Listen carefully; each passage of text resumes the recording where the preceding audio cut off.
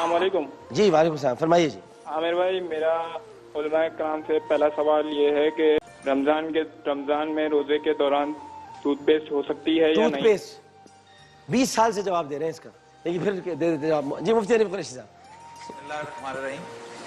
ये बड़ी वाज़ेह सी बात है कि चूँकि टूथपेस्ट करते हुए बहुत सारे ऐसे ज़र्रात हैं जो हलक से नीचे उतरने का कभी अंदेशा है, लिहाजा ये टूथपेस्ट इस्तेमाल नहीं कर सकते। अलबत्ता आप अगर मिसवाक वगैरह करना चाहते हैं तो वो कर सकते हैं, या वैसे खाली बुरश अगर आप करना चाहते हैं तो वो कर सकते हैं।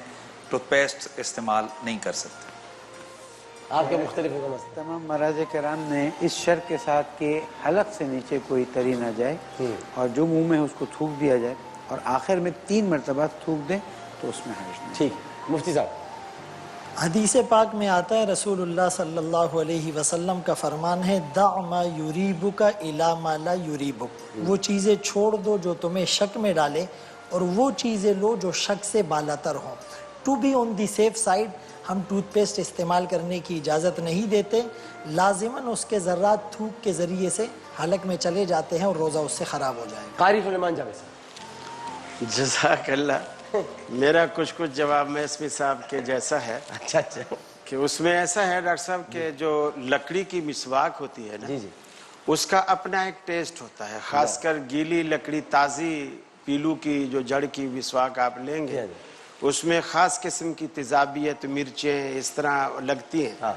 और बड़ा उसका एक टेस्ट है, बिल्कुल है। और यही टेस्ट पेस्ट में भी है। हाँ। और वो जायका भी अगर आप उसका जूस लकड़ी का भी अगर हल्क से नीचे उतारेंगे तो भी रोजे के लिए मुज़िर है। आपने बड़ा साइंटिफिक जवाब दिया। उसके लिए वो भी ज्यादा मुज़िर है।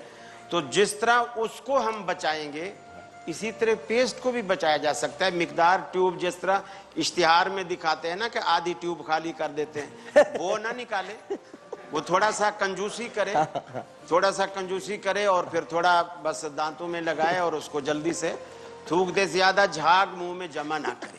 सही, बिल्कुल ठीक है।